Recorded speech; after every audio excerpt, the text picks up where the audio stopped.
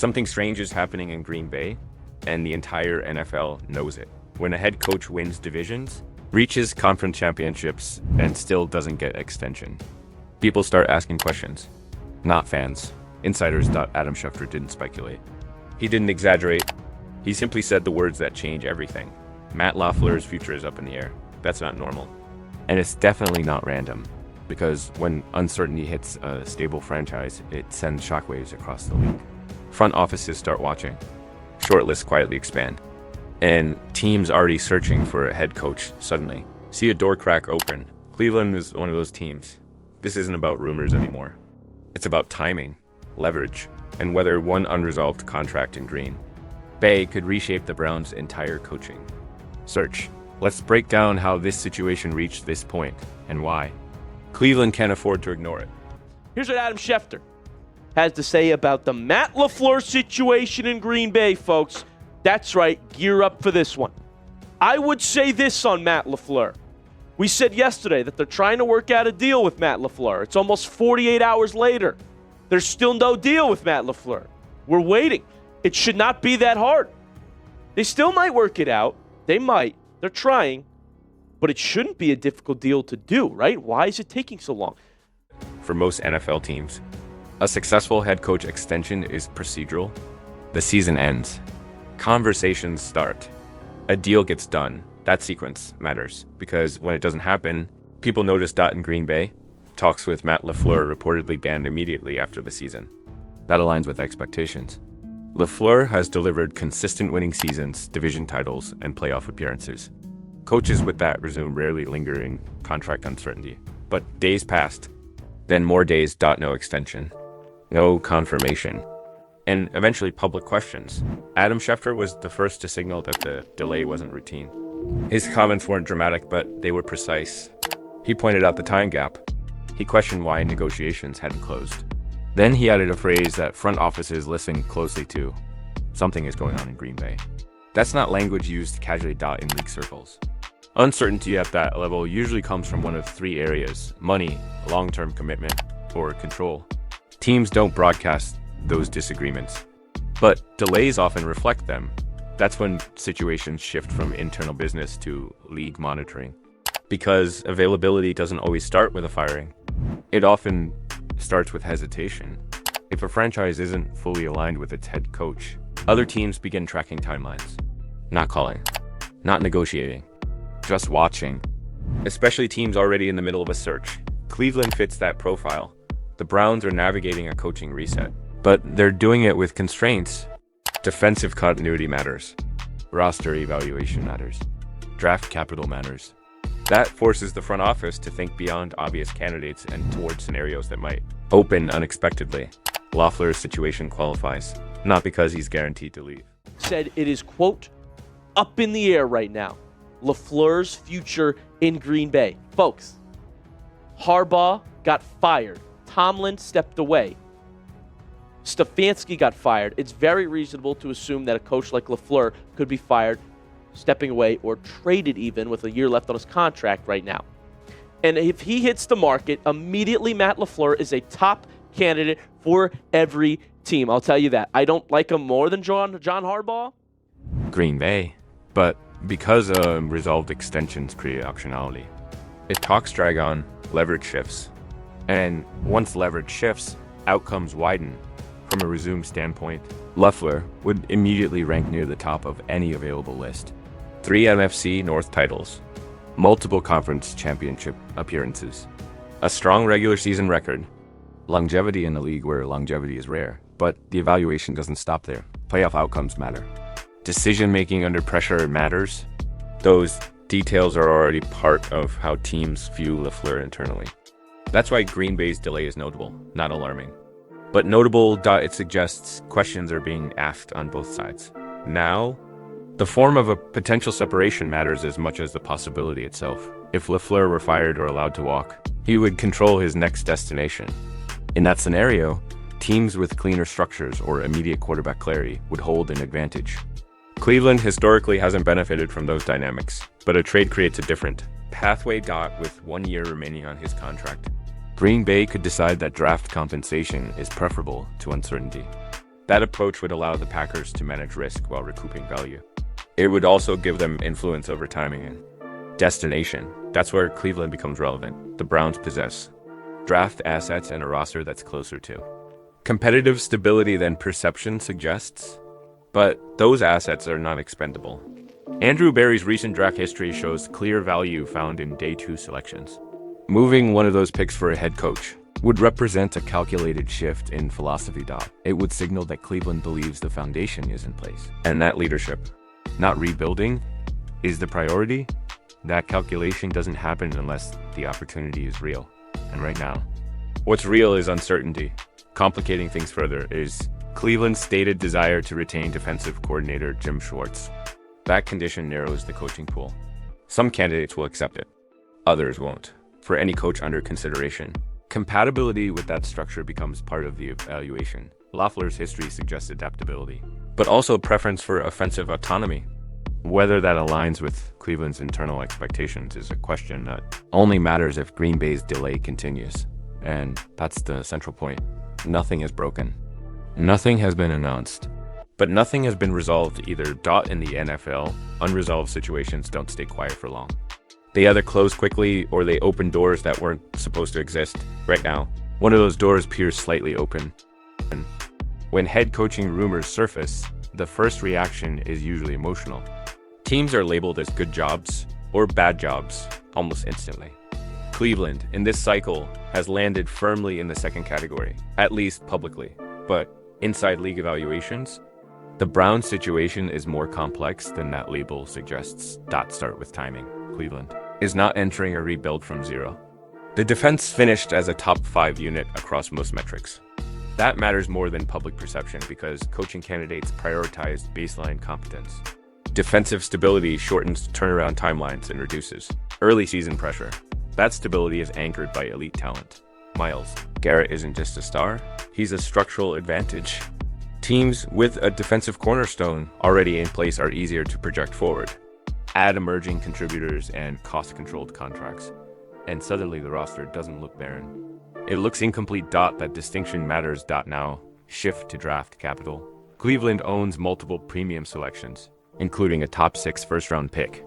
That creates immediate leverage. Whether the organization targets a quarterback, trades down, or reshapes the roster, flexibility exists. Coaches notice that. They understand that one offseason can meaningfully change a team's trajectory when picks are available.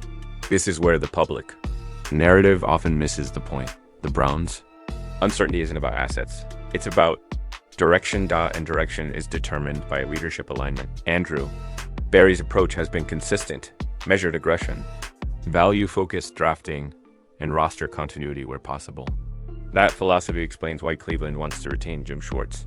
The defense isn't just good, it's predictable. Predictability lowers risk, but predictability can also restrict candidates. Some head coaches want a clean slate. Others prefer to inherit strengths. Cleveland's approach filters the pool toward coaches comfortable working within defined structures rather than reshaping everything from scratch. That's not weakness, it's selectivity. Quarterback uncertainty is the final variable, and the most misunderstood one. Cleveland does not need a finished quarterback solution on day 1 of a new head coach's tenure. They need optionality. That could mean drafting, developing, or pairing a rookie with a veteran bridge. From a coaching perspective, that flexibility can be attractive. If the organization commits to patience, this is where comparisons to other openings become misleading. Some teams offer immediate quarterback clarity, but limited roster depth. Others offer roster strength with uncertainty at the most important position. Coaches weigh those trade-offs differently depending on their strengths. For an offensive-minded coach, uncertainty can be opportunity. For a defensive-minded coach, stability elsewhere becomes more important. That's why Cleveland's job isn't universally unattractive. It's selectively attractive. Now layer in the league context. Multiple high-profile coaches have already landed elsewhere. Others are no longer available. That naturally elevates candidates who weren't initially at the top of lists. But it also changes leverage. Teams that wait aren't necessarily losing, they're repositioning. Cleveland waiting is not the same as Cleveland stalling. They're watching how situations like Green Bay resolve. They're tracking which coaches might become available through non-traditional paths, trades, stalled extensions, or internal disagreements. That's where Matt LaFleur's situation becomes relevant again. If Green Bay resolves the extension, Cleveland adjusts. If they don't, Cleveland gains an option that didn't exist weeks earlier. That's not desperation. That's patience. There's also the question of cost. Trading for a head coach is rare, but not unprecedented. When it happens, teams must believe the coach can immediately raise the organization's floor. Cleveland would not consider surrendering a day 2 pick lightly, but they also wouldn't dismiss the idea outright if the fit justified it. That calculation depends on one thing: belief in the roster. Internally, Cleveland believes the roster is closer to competitive than the outside world does. That belief informs every decision, from coaching interviews to draft, priorities to contract negotiations. This is why the Browns aren't panicking. They're not chasing headlines. They're not reacting publicly. They're waiting for clarity, because in the NFL, clarity creates leverage. And right now, Cleveland is positioned to benefit if uncertainty elsewhere continues. The question isn't whether Cleveland will make a move. The question is which kind of opportunity they're willing to act on when it appears. Asterisk speculation around that. LaFleur often skips an important step, separating reputation from reality. LaFleur's resume in Green Bay is strong on paper. Multiple division titles, consistent playoff appearances, a winning regular season record. That's the version most fans see first. But teams evaluating him go deeper than that. They study tendencies. LaFleur's offenses have been efficient, but not always adaptable. When structure works, they work well. When games require late adjustments, the results have been mixed. That matters for Cleveland because the Browns' roster would demand flexibility more than system purity. Cleveland is not built like Green Bay. The Browns' strength is defense. Their offensive identity is still in flux. A coach coming in would not be inheriting a finished offensive machine. They'd be shaping one. LaFleur's success in Green Bay came with continuity at quarterback and staff. Cleveland cannot guarantee either on day one. That creates risk. Now look at in-game. Decision-making. LaFleur has been criticized, even by Packers fans, for conservative calls in high-leverage moments. Field goals instead of 4th down attempts. Clock management decisions that prioritize control over aggression. Those moments don't erase his success, but they influence how teams project postseason ceilings. Cleveland's recent history makes this especially relevant. The Browns have lost games at the margins. Close finishes, missed opportunities. Coaching decisions late in games have been under constant scrutiny. Any new head coach would be evaluated almost immediately on those moments. LaFleur would not get patience by default. Then there's the cost. If LaFleur becomes available via trade rather than release, the price matters as much as the coach. A 2nd or 3rd round pick isn't just capital, it's a starter, a contributor, or a developmental piece on a rookie contract. Cleveland values those picks. Andrew Berry's recent drafts show a pattern. Day 2 selections have produced real contributors. Giving one up for a coach requires near certainty, not upside, not potential. Certainty. And certainty is hard to claim. When projecting a coach into a new environment, there's also the question of authority. Would LaFleur accept structural boundaries? Cleveland has been clear about wanting to maintain continuity on defense. That means collaboration, not control. Some coaches thrive in that model. Others resist it. LaFleur's history suggests comfort with offensive autonomy, not total organizational control. That could work, or it could create friction if expectations aren't aligned. Early. Now zoom out. The Browns don't need a savior. They need alignment. They need a head coach who can elevate the offense without destabilizing the defense. Who can work within an existing framework while still pushing it forward. Who understands that this job is about sequencing progress, not forcing instant transformation. That narrows the field. LaFleur fits some of those criteria. He doesn't fit all of them cleanly, which brings the conversation back to availability. If LaFleur is fired, Cleveland gains leverage. They can evaluate him alongside other candidates without surrendering assets. If he's traded, the evaluation becomes harsher. Cost raises expectations. Expectations raise risk. That's why Cleveland's approach remains cautious. They're not waiting because they lack options. They are waiting because they want the right variables to line up. LaFleur. S situation is one of those variables, not the answer, but a test case. If Green Bay resolves things quietly, Cleveland moves on. If uncertainty drags on, Cleveland listens. If a trade materializes, Cleveland calculates, not emotionally, but mathematically. This is what a disciplined search looks like. No public urgency, no reactionary moves, no commitment without clarity. And as long as situations like Green Bay remain unresolved, Cleveland's patience continues to work in its favor, because in this cycle, the teams that wait aren't falling behind. They're letting the board come to them.